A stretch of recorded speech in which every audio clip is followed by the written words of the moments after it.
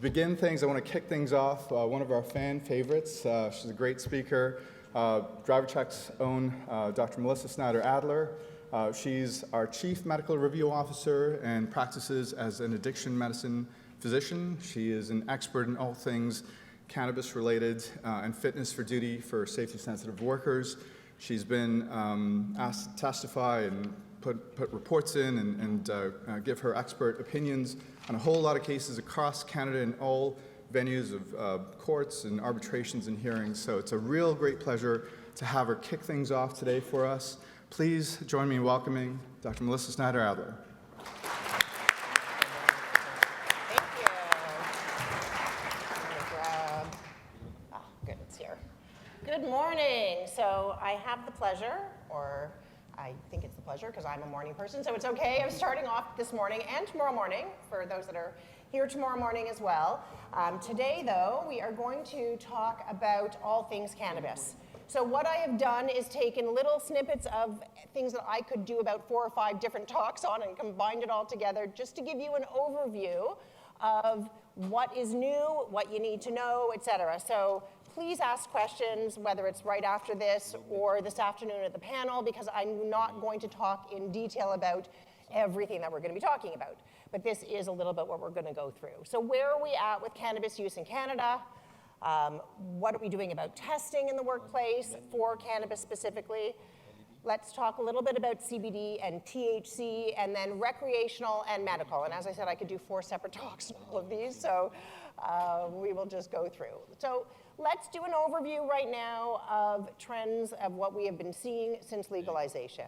So what we can see is that when you look at Canada, and this is 2021, we don't have 2022 data yet, obviously, but about 25% of the country has said that they've used cannabis in the last 12 months. Now, we'll talk a little bit about how frequently people use in a moment, but you can see the differences from province to province. So, Quebec, 17%, but we're at 30, what's the highest? 38%. So it sort of does differ, but you can see that number, and if you look at the chart over here, we started to see a huge increase from legalization each year. And it was starting to wonder, like, is this going to topple off? Are we going to keep going up and up and up? And it seems to have sort of tapered off a little bit and hovering right now around 25%. We'll see what happens this year. Because it's hard to know the impact with the pandemic. We do know that we saw an increase in use of alcohol and an increase of use of cannabis amongst people who were, especially those who were staying home, who weren't working, with those who were working as well. But we did see an increase with the pandemic, so it'll be interesting to see where we're at for 2022. But that is where we're at, certainly not getting less.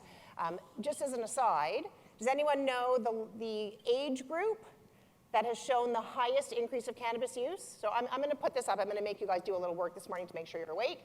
Okay, teenagers or people under 20. Does anyone think that that's the largest group of an increase of cannabis use, pre and post legalization? Okay, 20s, 30s? No. Anyone? I think you're all going to know the right answer then. 40s and 50s? 40s and 50s. 40s and 50s, okay. And over 60? All right, well, those people over 60 who said over 60, you are right. The largest increase in the number of people using cannabis are those over 60. Now, that does include all cannabis use, so it may be that they are using it for medical purposes, or may not be actual medical, which we'll talk about afterwards, but it may just be for medical reasons. But that is the age group with the largest increase, just so that you know. All right, so here is the thing that is most concerning and that impacts the workplace. When you look at the 25% of people overall in Canada who are using cannabis and you ask them how frequently they are using cannabis, you can see the chart here. 35% of those people say that they are using it in a way that would impact the workplace, meaning 3 or more days per week. So why do I say that that is impacting the workplace? Is that we know that people that use within 24 hours at least, if not longer, but for sure the highest risk, 24 hours of coming to work would be at the highest risk from a workplace perspective. And we will talk about impairment, but that is where we're at, 35%. 26% of the people said that they use cannabis 5 or more days per week. That is almost daily use. If we ask people about alcohol, and yes, there are people that use alcohol on a daily basis, But I tried to actually look to sort of compare where are we at with people that use alcohol on a 5-day per week basis, et cetera, but it's a little hard to find those stats, to be quite honest, to compare it to cannabis. So we've had a lot of surveys about cannabis recently, but they don't ask the same questions about alcohol, so I don't have that information. It's just an interesting thing there. So what are we seeing in the workplace with respect to drug testing? So Quest Diagnostics is in the States, and we'll talk about DriverCheck stats in a second, but we really are seeing similar trends. So Quest is this massive lab in the US. They do hundreds of thousands of tests, and every year they put out all of their statistics related to everything drug testing, DOT, non-DOT, oral fluid, urine, et cetera. What did they find? That in 2021, we had the highest positivity rate that they've seen in 2 decades. Okay, so we are seeing a huge increase in the number of positive tests. I put up their stats with respect to cannabis, and what we can see is that across all industries, there was an increase in use of cannabis, an increase in positivity rates of THC testing, whether that's oral fluid or urine, in all 17 industries, and a number of them had double their positivity rate over the last number of years. So it's significant. So, is it that we are testing more? Is it that people are using more? Is it that, who knows? It's hard to know. There's lots of reasons that I can say to you why we are seeing an increase, but we do know across the board in Canada and the US there has been an increase in people using cannabis. There's also been a bit of a mindset that it's legal, especially in Canada, and what is the big deal? I can use alcohol at night, why can't I use cannabis at night? It's a legal substance, and so I'm just going to use it. And there's this bit of a feeling of, it's legal, so it's fine. And so that can be part of the problem here. When we look specifically, you can sort of see here, this is oral fluid positivity rates, and this again is Quest diagnostic data. But you can see the significant increase in positivity in oral fluid. And I want you to keep these numbers in mind for a moment. So 2021, 14.8% of the tests that were positive, of all of the tests were positive for THC. Keep this in mind for a second, because we're going to go to urine next. 3.9% for urine. These are non-DOT. So what we find is that with oral fluid testing, we have a significantly higher positivity rate than we do for urine, which seems a little backwards, because urine will pick up THC for days to weeks, and sometimes many, many weeks after somebody uses, whereas oral fluid is picking it up to maybe 24 hours or less. And so why is it that we're picking up more people with oral fluid than urine? I will put that out there, and we'll talk about that afterwards, but just remember this. That's a huge difference. Let's look a little bit now at DriverCheck stats. So these are lab-based testing, obviously.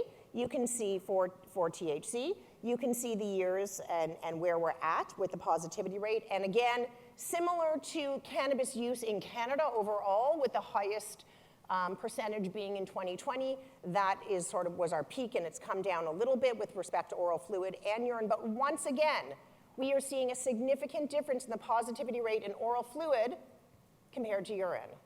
So I often have people say to me, no, I'm going to do urine testing because I want to know anyone who's using cannabis, right? Because it picks it up for longer. And we're talking about risk here. And yet, in an oral fluid, we have a higher positivity rate. So let's talk a little bit about testing, and then I will answer the question to you as to why it is that we think part of the reason that we're seeing a higher percentage rate. So the one thing that I want to make sure that everybody goes home with, if you don't go home with anything else, is that when it comes to quantitative levels for urine, they do not give you any information as to the time that the person used, the amount that they used, the frequency of use, or whether or not they are impaired. Now, really no test will tell you that somebody is 100% impaired, no bodily fluid test. It talks about risk. And so yes, with urine there is absolutely a risk of impairment because anybody that uses a substance is at risk of being impaired. And with that urine, regardless of what the quantitative level is, they may have literally used 3 hours before or 3 weeks before. And I can't tell you the difference. I can't tell you how many times I've seen a urine positive at 16 nanograms per mil, cutoff confirmation being 15, just over the cutoff. And I think, oh, they probably stopped using a while ago, and it's just coming out of their system, and now they have a positive test.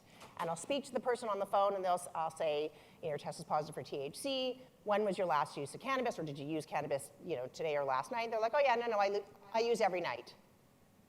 So you can't take that quantitative level and make any kind of information or decision. I heard somebody say, not that long ago, at a conference that I was at not that long ago, they said, well, when I look at the urine, if it's over 1,500, then I realize that they've used recently, and anything under 1,500, they probably haven't used for a while. Okay, get that out of your head, that there is absolutely no science to that. You cannot look at the urine and make any kind of inference about when they used or what their risk is. Whether it's 15 or 15,000, I'm going to tell you the risk is the same. It's all about when they used, how much they used, et cetera. But taking the quantitative level to give you information is not going to give you the information that you think it is for urine. All right, so what can a drug test tell you and what can it not tell you?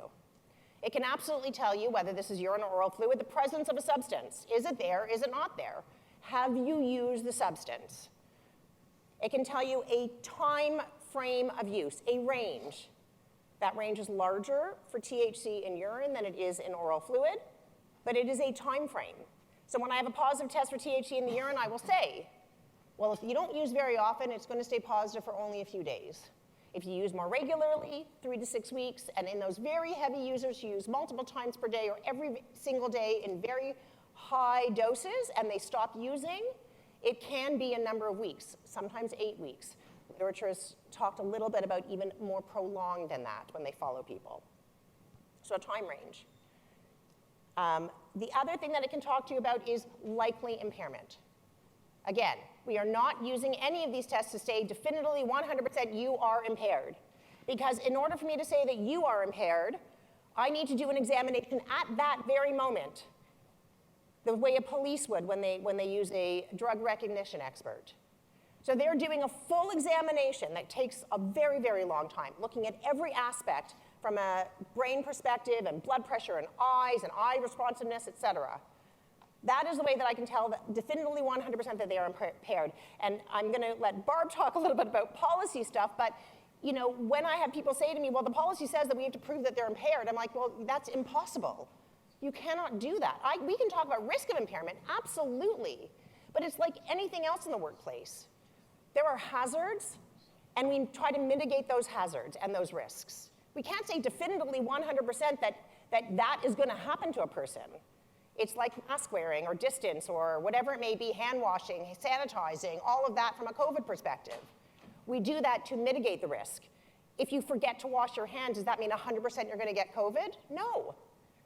But we do all of these things and we put them in place to mitigate risk, and that is the same thing when it comes to the workplace. We want to mitigate the risk, and there are risks with cannabis. So let's talk a little bit about oral fluid and why people are turning to oral fluid testing. We used to only, or for the most part, almost only do urine many, many years ago. Then there was oral fluid testing, and there were a few companies doing it and have been for 20 some odd years. But now we are seeing more and more people utilizing oral fluid. So why is that? One, and the most important thing, is that every single one of those tests are observed. The chance of cheating on it, I'm not going to say is 0 because nothing is impossible, but is exceptionally low in comparison to urine. Right? So the person takes their oral fluid swab, take it from a batch in front of the collector, they open it up, they take the swab out, they put it in their mouth, the collector watches. When the indicator goes off to say that there's enough fluid, they take it and put it in the, back into the tube. That's it. They're not going into a separate washroom. They're not going into a separate room. It doesn't matter what they have on their body because the collector is right there. They're not taking something out and putting it in their mouth because the collector is watching. So that is one of the biggest benefits of oral fluid testing, and probably the reason why we see a higher positivity rate, or partially the reason why we see a higher positivity rate for THC in oral fluid that only picks it up for about 24 hours or less in comparison to urine, because there's probably no cheating going on, or almost negligible cheating. That's the first thing. The second thing is that you could do an oral fluid swab almost anywhere. We want to do a collection in a place that is private, But it could be a room. We don't need a washroom. We don't need a sink. We don't need, you know, all these things that you need, bluing agents and turning off the taps and all of that stuff that we do. For urine, you do not need to do for oral fluid. It's a little bit more convenient. Maybe less invasive, maybe. Some people say that. Very easy to collect, for the most part. And then for THC, which is a benefit for some people and some companies, it does narrow that time frame of use. It narrows it down to the time of the highest risk. Urine, we're still testing, and there's still a risk of impairment, absolutely. I'm not going to tell you that if the test is positive for urine that they're not at risk. They are. They could have used within an hour or 3 hours or 24 hours or 24 days. And there is absolutely a risk in all of those time frames. But the highest risk is closest to the time frame of use. And so that is what we're picking up with oral fluid. So I think we talked about most of this. I'm going to talk about cutoff levels in a moment. Oh, these are POCT, sorry. Okay, let's talk about POCT testing. Is anyone here using oral fluid POCT testing in their workplace? Hands up. Okay, great. So, and what about urine? How many people are using urine POCT in the workplace? Okay, so more people using urine than oral fluid. Here's the thing with oral fluid, and we have done a deep dive into sort of looking at all of the results from a DriverCheck perspective, and I've looked at it and analyzed it and looked at all of the sort of studies and everything that are out there. What I will tell you is this. For the most part, what it says on the little inserts that you get with the POCT test for oral fluid, I don't want to say that they're inaccurate, but they don't always reflect what goes on in the workforce, so meaning in real life. When we take a look at these real life data, what we see is this. Even with the best tests that can test at low levels of THC, they're not that good at picking up THC at low levels. They are much better at picking it up when it's higher levels. Some of those cutoff levels are 25 nanograms per mil in the oral fluid. The highest that we test at the lab is 10. So you can see here that if you take a negative oral fluid where the cutoff of your POCT kit is 25 nanograms per mil, but you're sending it to the lab to be tested at 10, and you're not sending those that are negative, you are missing a lot of people that are going to be within that range. Okay? THC is very sticky. It doesn't come off the swab of a POCT very easily, especially at low levels. So even at the ones, at the POCT kits that say that they test at 5 nanograms per mil, they do, but they're not very good at picking it up between 5 and under 10. Over 10, they're actually not bad. So the one thing that I will say is this, is that you absolutely 100% with any POCT kit, whether it is oral fluid or urine, need to make sure that the cutoff levels of that device is similar to what you're going to test at the lab. And with the oral fluid, they're not, for the most part. And they may not be testing the entire same panel that you would be testing at the lab. So right now, the recommendation still is do your oral fluid POCT, but know that you're going to have false negatives. What does that mean? You're going to have tests that show negative when the person recently used a substance, very recently used a substance. And that does put people at risk, obviously, if you recently use a substance. We don't want, from a screening perspective, the one thing we don't want are false negative tests. As a company, you want to know, did you use something? Can I put you back to work? So the recommendation right now is you can use them and absolutely keep using them if that's what you're doing, but you really want to consider sending those tests, every single one of them, to the lab. Then I get the question, well, what if I've sent them back to work and then it comes back positive? Okay, I know you sent them back to work. You sent them back to work with the information you had at that moment. But now you have new information. And that information is that the person used whatever substance it is, cannabis, cocaine, whatever it may be, very recently before work. And that puts them at risk. And that means that if they've done it once, they can certainly do it again. So it's okay to still deal with it afterwards. But that is sort of the take-home message from the full review that we've done of those stats. All right, let's talk about oral fluid lab testing. We have a few options for cutoff levels. Sorry, I'm just looking at time. Okay, a few options for cutoff levels here. So the two most common are to screen at 4 nanograms per mil and confirm at 2. The other one is to screen at 10 and confirm at 10. What are the differences? The higher the cutoff level, the shorter the time frame that you are detecting. So if you want a very narrow window, if in your policy or in your expectations of your workers, it's okay, you know, we don't want you using cannabis within a tight time frame prior to work. What you do outside of work is okay, but you really can't be using within, you know, let's say 12 hours. Then you want to go with a higher cutoff. If in your policy, expectations of employees, et cetera, it is the 24-hour, and we'll talk about where the 24-hour came from in a moment, but it is about 24 hours, then screening at 4 and confirming at 2 is that time frame that you're picking up. Okay, so what that means is if you have a positive test, they use sometime within the 24 hours. So what is the difference when we look at who tests positive at different quantitative levels? What we see is that just under 50% of people test between 2 and 9. So 2, 3, 4, 5, 6, 7, 8, 9, that's when we look at all of our oral fluid testing of people that use a cutoff of 2, we see that just under 50% are below 10. And the rest of the 50% is above 10. So does that mean that you're missing people if you're using a cutoff of 10? Yes. But again, it all depends on what your expectations are, what your policy says, what you are telling your people, and how you are going to balance that out. It's always a balance, right? We can never go 100% safety. It would be really good if we could. It would be very nice. We would love that. To be 100%, let's put everything on the safety side.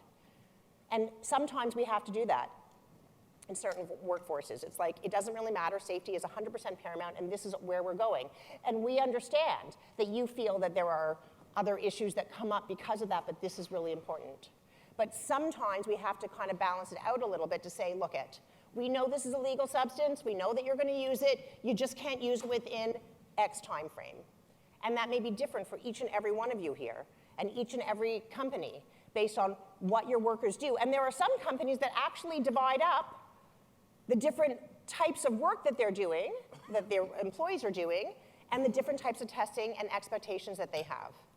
So meaning, you're safety critical. We cannot tolerate any substance use because even a little bit of impairment can cause catastrophic injuries or accidents. Don't use an oral fluid cutoff of 10 then. You want to be doing urine testing because you want to pick up any risk, any use. Now, there's still some obvious things with maybe doing oral fluid testing because they're not going to tamper with it, but you know, that's sort of where we're at. But if it's the other way and it's like, look, this is safety sensitive in theory, but you know, we feel like we can tolerate a little more risk and we need workers and everybody's using cannabis these days, we can't get anybody and we're going to kind of not lower, just sort of say that we're comfortable with that weight on the other side. If you don't use within 12 hours or 24 hours, we're comfortable with that. So it completely depends on the company, the positions, et cetera, and what you guys decide as to what you're going to use. So let's talk about urine testing. It is really considered the gold standard. The obvious concern with urine testing is tampering, which we talked about, and I'm going to show you some devices that people use, and if you think that people don't tamper in your workplace, you are wrong. They do. It's just like when I used to give talks to high school and parents, and I would say, you know, if you think there's not a drug dealer in your high school, you're wrong. There is. There are people everywhere that sell products, sell things to give to people when they need to go and have a test done. It happens. It happens more obviously with urine than it does with oral fluid for obvious reasons because it's not observed. The nice thing about urine is that we can test for many, many, many substances. We can test for a lot of substances in oral fluid as well. Maybe a little bit more in urine depending if you were looking for something specific. All right, so here is where I get to show you all the fun things here. If you've seen me talk, I often bring up some of these, but here are the issues with urine testing. If I know I'm going for a test, I have heard and read on the internet that if I drink tons of water, I'm going to dilute my urine. What does that mean? My urine is going to be very watery. When my urine is very watery, it lowers the concentration of the substances in my urine. And then when I give my sample, I may fall below the cutoff level and have a negative test. So people do this a lot. They overdrink. Now, sometimes we pick it up as a dilute sample, meaning that it's a lot of water. But sometimes they dilute it enough because that range of normal is very, very, very wide. They dilute it enough that it looks like it's a normal sample, not dilute, but it's at the dilute end of normal, but it's enough that it pushes that substance below the cutoff level. So people do this. This is a known thing. The other thing are the tampering. So there are kits that you can buy. There are detox kits. My favorite, as I've spoken about before, is the Wizinator. And the Wizinator now comes in a whole host of different colors to match your skin. It also now comes with a bladder that is attached to it that has a warming device that can warm up fake urine to the temperature of your body. And then you just, push a button and it actually pees out your fake penis. Now, if you are a woman, that may, and you don't have a penis, then maybe this isn't for you. But what do women do? Anybody know those little M&M, they come in little tubes, they're like little mini M&Ms. They used to sell them in these tubes with a pop-off lid. Does anyone know what I'm talking about? Yeah. Women will put warm urine, sometimes of other people or a child, in that, put that in the vagina, kind of squeeze together, pop it out, and there is your, negative urine. Okay, there are lots and lots and lots of devices out there. Just Google how to pass a urine test, and you will have a whole host of information that you will gain there. And believe me, it absolutely happens. And we can't always pick it up. So we sometimes pick it up, but we can't always pick it up.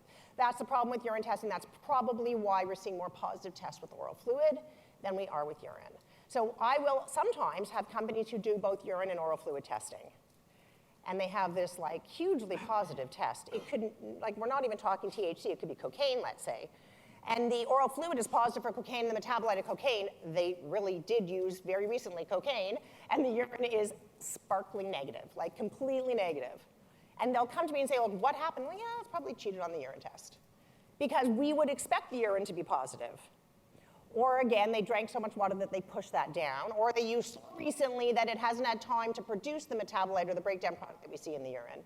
But it happens, and we see it. So people do cheat. So here we go. When deciding on what you want to do as a company with respect to testing, I get asked this all the time. Well, what should I do?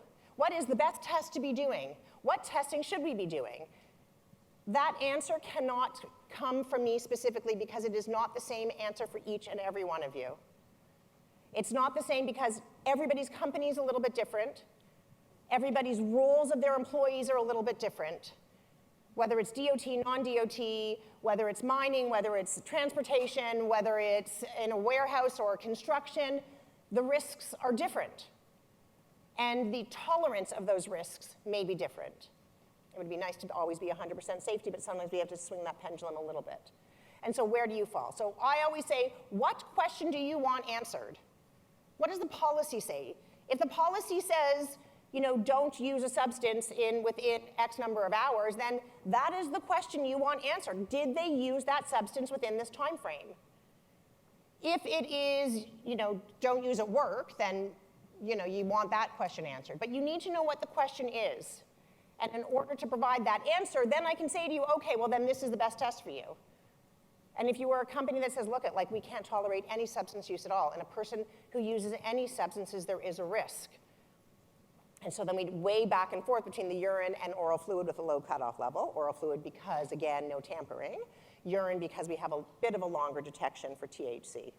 So you have to weigh all of that. There is no perfect answer. Do you do POCT? Do you not do POCT? Et cetera. But again, you need to know the questions that you're asking, and then we can help you answer those questions with what is the best thing to be able to answer it, meaning cutoff level, type of test, et cetera. Okay.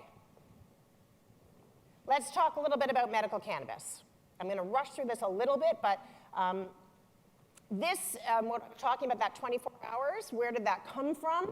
Why do we say 24 hours versus 30 hours, 36 hours, 48 hours? Where did this come from?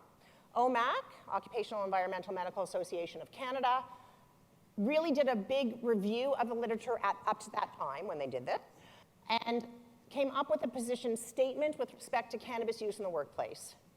And really what they had determined based on the literature at the time, et cetera, is that any cannabis use within the 24 hours prior to work is the highest risk.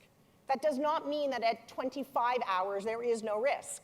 That's not how it works. There is a risk that can go on and on, especially in people that use more regularly, more frequently, more chronically, daily use, multiple times per day, many, many, many weeks. But the highest risk when we take an average of the population is this 24 hours, so that's where the 24 hours came from. But what I will say to you, and throw out a little bit, is that maybe not all cannabis should be put together for one big statement, right? So, and it could be on either end of the spectrum, right? So I will have people that I speak to who will say to me, like, honestly, I haven't used in 36 hours and my test is still positive on the oral fluid. And then I say, well, what are you using? Well, I use like shatter, like the highest dose THC that I can use. I use a few grams a day. Okay, well, we haven't studied that, and so could it last longer in the oral fluid if you're using a very, very, very high dose? Yes, but are you at higher risk of longer impairment? Absolutely 100%. And it's the same thing goes the other way. What about 1 milligram of THC, a tiny, tiny bit of THC in CBD? So, we know that there are now a number of studies that show that very, very, very low dose THC, when used for medical reasons, may not have the same duration and nature of impairment as moderate or high doses of THC. So when we look at these studies and they're using 0.5 milligrams THC, 1 milligram of THC, under 5 milligrams of THC for medical reasons, and I'll tell you why I'm saying that specifically, may not have that same duration and length of impairment. Okay, so that's what it's looking like. Now, why do I say for medical reasons, and I stress that? Because there is a difference of intention of use for medical, real medical, and recreational. When somebody is using recreationally, they are using for an effect. Okay, they're not just using it, to help their knee pain or, Most people who are legitimately using for medical reasons don't want to feel that high. They don't want to feel what they're taking. They want it to help their symptom, whether it's pain or sleep or anxiety, or those are the three most common, but they don't want to feel high. And the minute they start to feel that high, it's too much. This is like real medical. Recreational is different. You can't feel it, you take more because you want to feel it. That's the whole purpose of recreational substance use, to feel it. So the intention of use is a little bit different when it's being used properly for medical reasons, and when it's low dose as well. So I'm just throwing it out there. There are times where maybe that 24-hour, 28-day, et cetera, from a medical perspective may not fit for each and every person.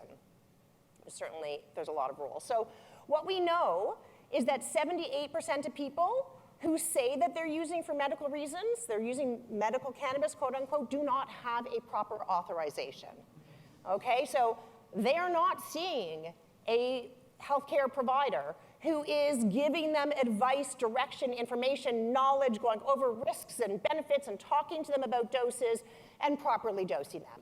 So that is like saying, I take pain medication. How many people are not getting their pain medication from their doctor and they're getting it from their friend? Because that's essentially what this is, okay? And even if they're buying it legally, it's recreational cannabis use. Nobody is giving them all of that medical advice as to what is best to take in what dose, et cetera, et cetera.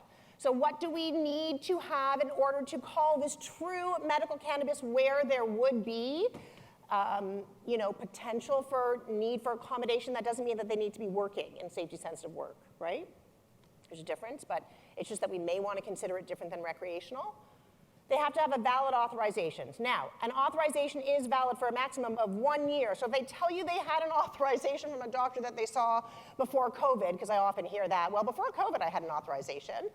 Or, before legalization I had an authorization, but I don't need it anymore because it's legal. So I hear that. But they need to have a valid one that is valid now. They have to be registered with a Health Canada licensed producer. There are hundreds of them now, hundreds. Just look it up online, you can find. That does not mean that you take your authorization and you go to the corner store and buy legal recreational cannabis. That is legal. That is not medical. Medical is from the Health Canada licensed producer. You cannot walk into a store. They have to register online and order online. So for example, Shoppers Drug Mart does have medical cannabis side. You can't get it at Shoppers Drug Mart. You register online, you purchase online, and it is mailed to you. That's how our medical system works. So sometimes I'll say, where do you go and get your cannabis from when they tell me it's medical? Well, I go down to the corner store. Okay, that's not medical. So we can just end the conversation right there. This is not medical. So these are the things that we need. The other thing is that you need to have purchased recently. So just to have an authorization and to be registered with a licensed producer, but buying all your stuff somewhere else or not buying anything at all from there, means that the cannabis that's in your system right now is not from medical, under the medical umbrella, right? You didn't purchase it in the way that you were supposed to. Having all of that oversight, the healthcare provider giving all the advice, monitoring what you're taking, monitoring your medical symptoms, right? Because again, you were taking this for medicine, so it should be helping you as opposed to giving more side effects. So CBD is something that I'm asked a lot about. And what is CBD? Yep. On your previous slide there, you point out that there's an awful lot of sellers and producers that check off these boxes that should not be safe. So just elaborate on that. So In that recently been through a situation where we made a phone call to a supplier and got a medical prescription over the phone. And we didn't want to know where we were, what we did, who we are. Don't need to know that. I just need to know why we need it, why it came, and that's how it's due. Okay, great. yeah. So from a medical provider you're talking about, or a healthcare provider, yeah. So the comment was that there are many healthcare providers out there who will literally give anybody an authorization, okay? And that is true. Like literally every single one of you here has something that you could walk into some of those clinics and say, hey, you know, I'm having trouble sleeping. We all have something. I have a little bit of pain in my back. You know, I have trouble sleeping. I'm really anxious lately. I'm a little bit depressed. I'm a little stressed at work. We all have something that we could go and get an authorization for. So you're absolutely right. The reason for the authorization may not be legitimate. But what we're getting at here is that in order to even look into it from a medical purpose, they have to have all of this. Now, even if they have all of this, that doesn't mean that they have not tried other non-impairing things or that it is necessary. Because as I said, all of us can go get one, literally in about 5 minutes if we make a phone call at lunchtime. But, you know, so again, there's more to looking into it than just checking the boxes, but we don't even need to start looking into it unless all those boxes are checked. I think that was sort of my point, but that was a really good point, so thank you for bringing that up. So CBD, I almost always get asked, what about CBD? It says no THC in it. I got it at the corner store. I bought it online. I went to a farmer's market and they had it. I got it at the corner store, et cetera, et cetera, et cetera. CBD is considered non-euphoric. You're not going to get high from it. That doesn't necessarily mean that it's non-impairing. So what is the difference? You're not going to get high from it, but you may have impairing side effects, just like Benadryl, Gravol, starting a new medication that, you know, once you get used to it may be okay, but at the very beginning it may not be. So CBD can have some impairing side effects that can go away when people start to take it. So it doesn't mean that it's not impairing. It just means that you're not going to get high from it. It doesn't have addiction potential, we do not think. That's what we're saying right now, right? We learn new things every day, but that's what we're saying right now. But it does have those side effects. So the other thing that I want to just say is that CBD can come from different areas, and so, and we'll talk a little bit about hemp versus plant, like other plant CBD, but the ones that people are buying not from the legal recreational stores, so they're just buying it online or, you know, getting it from a friend or going to a reserve and getting it or whatever it may be, like lots of places. You can go to a farmer's market, you can go into town, you can go into a store, you can go anywhere and get it. There is no oversight or quality control. Okay, there's just not. And so when we look at the label and whatever it says, it may not actually be. And there was a study done looking at that to say that all of those ones, not the ones at the legal Canadian recreational stores, those have very, very, like a very, very high level of oversight. So we can depend on what those say. But I'm talking about the ones that you're buying at the corner store, the farmer's market, from a friend online, et cetera. No oversight, no quality control. There are things in there that there shouldn't be. There are more or less CBD. There's more THC or less THC. We can't depend on that. So if somebody shows you something like that product, even though it may say no THC, I would absolutely not say that that was safe because we cannot depend on what it says on the label. So I used to come up here and say that all legal CBD has a little bit of THC in it. And I did say that up until just about a month ago when I was at another conference and somebody came up to me and said, hey, by the way, there is this product from Shoppers Medical that is CBD isolate. So this is legal cannabis. It's actually from the medical side, but still you'll probably get it at the recreational store perhaps.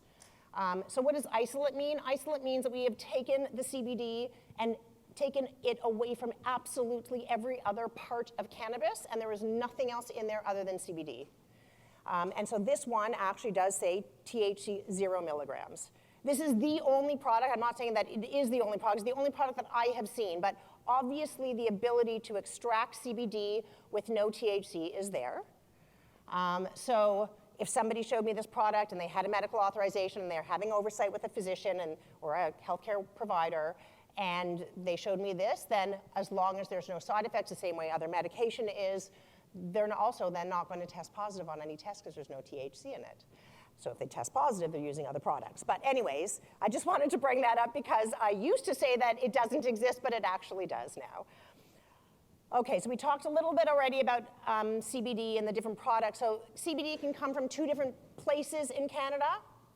Hemp plant. A hemp plant is a plant that contains less than 0.3% THC. So not a lot of CBD in it, but there is some.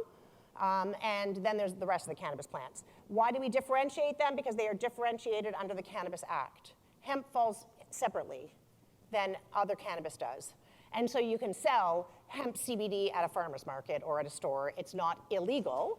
There's just no quality control, oversight, et cetera. The label may not be what the label really is.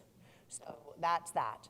Other CBD, though, coming from the plant, if it's purchased legally, recreational or medical, does have very strong oversight. What it says on the label can be trusted for the most part. I want to say that and think that people that are companies that are producing these, which are the licensed producers, are following the regulations the same way we would expect other medication to be. So could there be errors? Yes, but it would be sort of similar to other medications or prescribed medications. So we can trust a little bit more what the THC and CBD is. But the thing that I want to remind everybody, there are new cannabinoids. Cannabinoids are other products of the cannabis plant that act in the brain and the body. There are new ones being found every day. They are existing, they were there before we knew about them. They are more potent than THC. THCB, THCH, THCP, there's a number of them. They're not in high levels in most cannabis, but it may explain why you can use the same amount of THC and CBD in 2 separate products and get totally different effects and side effects and problems from both ones, because there are other cannabinoids in there that may be more potent, more impairing, and have a longer duration of impairment. And so we can't just look at that. So when we're looking about risk, this is really what we're talking about, that there's so many things that we don't know about cannabis, that we are literally learning every single day about more potent cannabinoids that are present in lower amounts. And once people find out about those, then they tend to market, they tend to make sure that the cannabis that they're producing has even more of that. We want more of that because it gives a bigger high or whatever it may be, and that's a big seller from a recreational perspective, so just keep your eyes out for that. But that is part of the reason why we want to maintain a very cautious approach to recreational cannabis, because we do not have all the answers. So, when it comes to medical cannabis, as pointed out, just because you have a medical authorization doesn't necessarily mean that there are not other non-impairing options. We have to look at the amount of THC in there, the amount of CBD, the amount of the other products that are in there as well, when they're using, and what the route of administration is. Most people using medical cannabis will use an oil. Well, oils last longer in your body than a smoked cannabis does. Most people that are really using for medical purposes don't like to smoke it, and so they use an oil. But that oil will last longer. So these are all things that we need to take a look at. And when it comes to medical cannabis, it is really, really, really important to look at every aspect and every detail. Not to just make sure that they've checked those boxes, as we talked about, but to really dive deep into You know, just because they have an authorization doesn't necessarily mean that there are not other options, or that they haven't, you know, maybe they're supposed to have tried other options, but as we've just said, anybody can get an authorization, so it doesn't really matter. They may not have tried anything else. So to really take a look at all of these different questions, and whether you are doing it or you're getting somebody else to do it for you, it is very, very important. Do not just assume because they have a medical authorization that they are safe to work, or that they can work, or that they should be accommodated, because there may be other things to look at and consider. So I think we talked mostly about this recreational cannabis and about that 24 hours, but honestly, we can have impairment that lasts much longer. And now we have this sort of evidence of other cannabinoids that are more potent, last longer, have a higher affinity, meaning they kind of like that receptor in our body that causes all the effects, even more so than THC does. And THC has been thought to be the one that gives us the most neurocognitive impairment, but there's clearly other ones as well. So again, it's not about proving whether a person is impaired, but it is the risk.